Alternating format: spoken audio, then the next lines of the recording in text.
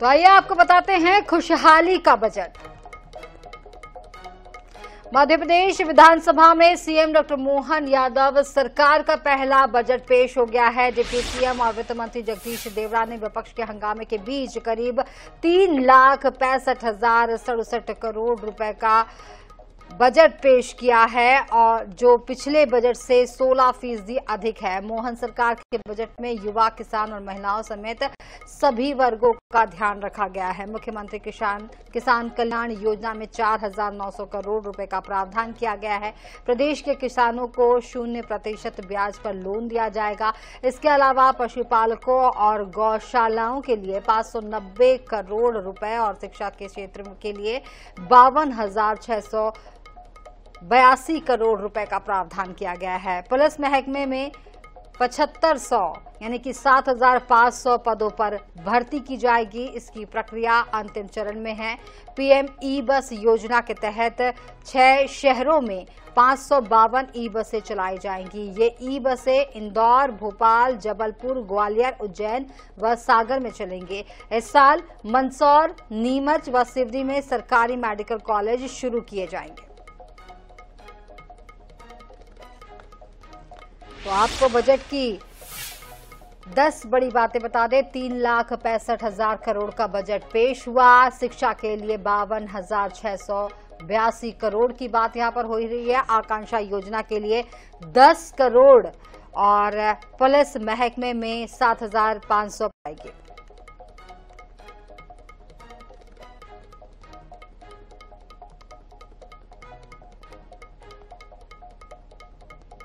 उस कर्जे को ब्याज को पटाने के लिए आपके पास क्या प्रावधान है?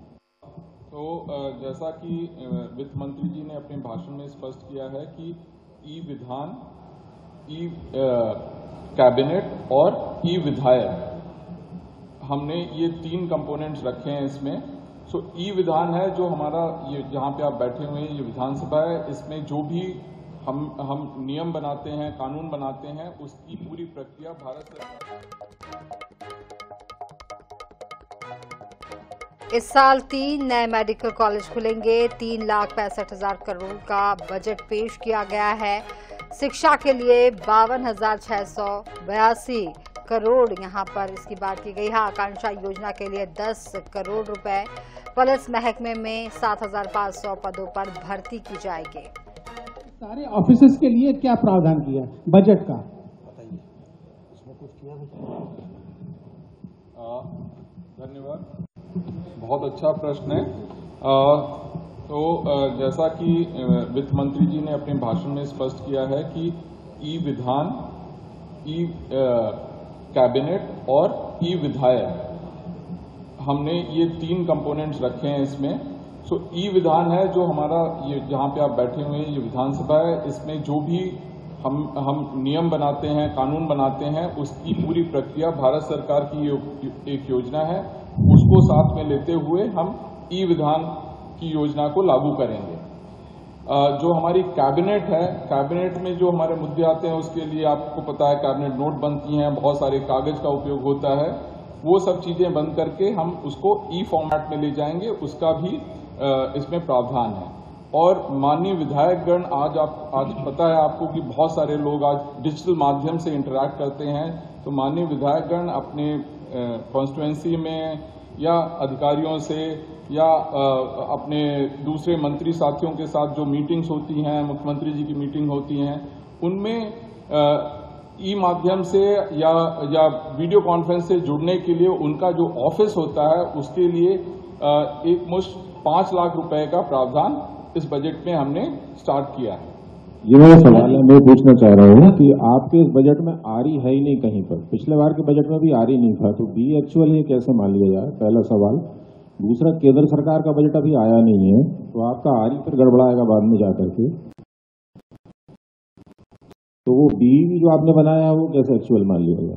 आरी हमें तो दिखाई नहीं अभी पूरे प्रेजेंटेशन में कहीं। बजट प्रेजेंटेशन है, बजट की पुस्तिकाएं और बजट की पूरा जो साहित्य होता है वो आपको तो सर प्रेस को इसका पता पिछली बार भी नहीं था, इस बार भी आ रही नहीं। वो अभी उपलब्ध करवा देंगे सबको। वो सबको उपलब्ध होगा सर, वो आरी के नंबर्स उसमें आपको पूरे मिल जाएंगे। ये प्रेजेंटेशन है वो संक्षिप्त में हम उसको आपके सामने रखते हैं। आरी के जितने नंबर्स हैं वो सब आपको आपके साथ जो बजट साहित्य है उसमें पूरे दिए गए हैं और उस पर हम चेंज ही नहीं कर सकते हैं। वो जो उसका जो ढांचा है वो सीएजी से मैंडेटेड है। और दूसरा सर, केंद्र का बजट आया नहीं, आपने कैसे? बिल्कुल सही, आपका बहुत अच्छा प्रश्न है, आप बैठ जाएं। अभी केंद्र का बजट नहीं आया है सर। उमंग सिंगार जी, उमंग जी, ये बहिर्गमन किया आपने क्यों? आखिर जिस प्रकार से भारतीय जनता पार्टी जो कल हम चाह रहे थे कि सर्वदलीय बैठक हो, कमेटी बने, कमेटी जांच करे नर्सिंग कॉलेज की घोटाले की, लेकिन माननीय मुख्यमंत्री जी नहीं चाहते कि इसकी निष्पक्ष जांच हो। गुमराह किया विश्वास सारंग ने, गलत प्रमाण दिए। उस प्रमाण को लेके आज हमारे माननीय सदस्य विधायक दल की तरफ से विशेषाधिकार का हनन का नोटिस दिया।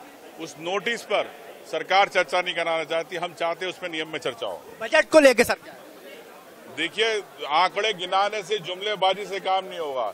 एक आम व्यक्ति को आपने युवाओं को कितने लाखों लोगों को नौकरी की बात करते हो, उसकी आप नौकरी की बात नहीं करना चाहते हो, किसानों की बात नहीं करना चाहते हो, आप महिलाओं को 3000 रुपए दे जो आपने लाडली बहना आपका था घोषणा पत्र, आप उसमें बात नहीं करना चाहते। मैं ये कहना चाहता हूँ कि इस पे सरकार सिर्फ आंकड़े गिनाना चाहती है। सरकार अगर चाहे तो अपना श्वेत पत्र लाए। श्वेत पत्र लाए, ये कहना है नेता विपक्ष का। साफ तौर पर उनका कहना है कि ये जो जुमलेबाजी भाषण के बजट के द्वारा की जा रही है उस पर श्वेत पत्र लाए बीजेपी सरकार। और उन्होंने साफ तौर पर सदन में झूठी बात कहने को लेकर मंत्री विश्वास सारंग के इस्तीफे की मांग करी है, उन पर कार्रवाई की मांग की है। कैमरामैन नितिन के साथ INS 24/7 के लिए भोपाल से दिनेश शुक्ल। उपनेता प्रतिपक्ष हेमंत कटारे जी हमारे साथ हैं। हेमंत जी, बजट आ गया है, कैसे देखते हैं? बजट किस दिन आया है पहले मैं उस पर चर्चा करना चाहूंगा। आज 3 तारीख को सारे महत्वपूर्ण प्रश्न लगे थे चिकित्सा शिक्षा विभाग के, आपको भी पता है, और उसमें सारे नर्सिंग घोटाले के मामले उजागर होने वाले थे। सरकार विश्वास सारंग जी को बचाने के लिए और नर्सिंग घोटाले के कुकर्मों को छुपाने के लिए आज के दिन बजट पेश किया। पहली चीज, उनकी मंशा यहीं से स्पष्ट होती है। जहां तक बजट की बात है, सरकार जिस वायदे पे बनी थी वह था लाडली बहनों को 3000 रुपए देने का वायदा, और ये आपको भी पता है और पूरी दुनिया को मालूम है। पूरे प्रदेश में हर मंच से चिल्ला चिल्ला के इस बात को कहा, और इस बजट में उसका प्रावधान ही नहीं है। तो ये तो बहुत बड़ा छलावा और एक तरीके से ठगी का मामला दर्ज होना चाहिए सरकार के ऊपर कि आप जिस वायदे पे आए आपने वही की उसी वायदा खिलाफी कर दी पहले ही बजट में बनने के बाद। तो ये सरकार धोखेबाजों की सरकार है और धोखेबाजों को यहाँ संरक्षण मिल रहा है, और जो वास्तविकता में ईमानदार लोग हैं उनके ऊपर कार्रवाइयां हो रही हैं। बजट में ना युवाओं के रोजगार का कोई प्रावधान है, ना MSP को लेकर के कोई विस्तृत जानकारी, या किसानों के लिए कोई हितैषी सरकार नहीं बनकर के आई है।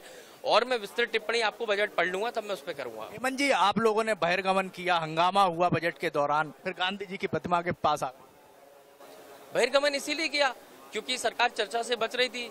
झूठी जानकारियां दे रहे हैं इनके मंत्री, और हम लोग ने उस पर सूचना दी तो उस पर चर्चा ही नहीं हो रही है। तो बहिर्गमन करना ही पड़ेगा भाई, हमें विरोध करने का फिर कोई तरीका तो चुनना पड़ेगा ना।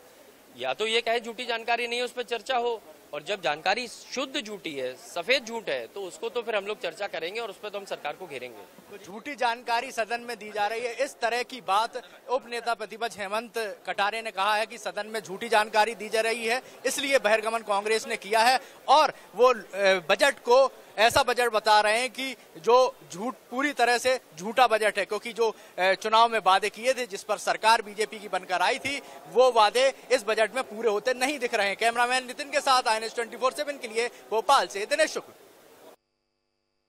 हमारे साथ कांग्रेस के विधायक जयवर्धन सिंह जी। जयवर्धन जी, हंगामा हुआ, वॉकआउट हुआ, आप लोग बाहर आ गए गांधी प्रतिमा पर।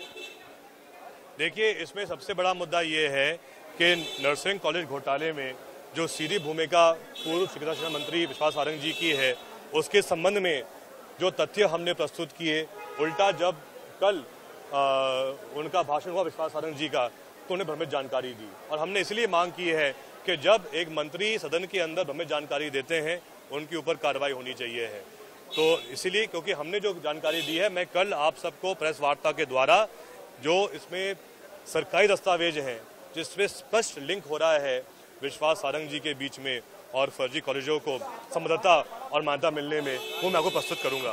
तो साफ तौर पर यहाँ पर जो जयवर्धन सिंह हैं, झूठी जानकारी सदन में देने को लेकर विश्वास सारंग मंत्री पर लगातार तंज कसते हुए नजर आ रहे हैं। उनका साफ तौर पर कहना है कि उन पर झूठी जानकारी देने के लिए कार्रवाई होनी चाहिए। कैमरामैन नितिन के साथ INS 24/7 के लिए भोपाल से दिनेश शुक्ल। तो आपको बता दें कि सरकार की किसानों को सौगात जो है वो झूठ की बात यहाँ पर कह रहा है।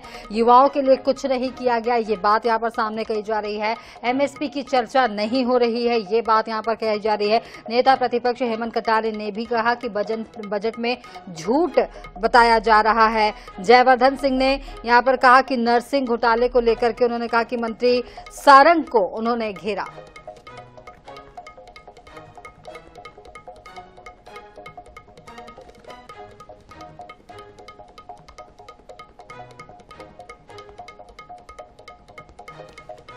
तो आपको बता दें कि 6 शहरों में बसें चलेंगी। मोहन सरकार का ये पहला बजट है। सरकार की किसानों को सौगात, मृदा संरक्षण के लिए 30 करोड़ का बजट, किसानों को बिना ब्याज पर ऋण दिए